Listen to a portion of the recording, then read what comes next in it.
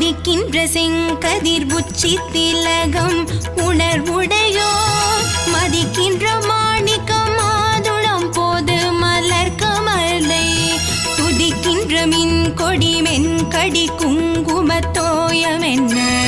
விரிக்கின்ற மேனி அபிராமி எந்தன் விழுத்துணையே துணையும் தொழுந்தெய்வமும் பெற்ற தாயும் சுருதிகளில் பனையும் கொழுந்தும் பதி கொண்ட வெறும் பனி மலர்ப்பூம் கனையும் கருப்பு சிலையும் மென் பாசாங்குசமும் கையில் அணையும் திரிபுர சுந்தரியாவது அறிந்த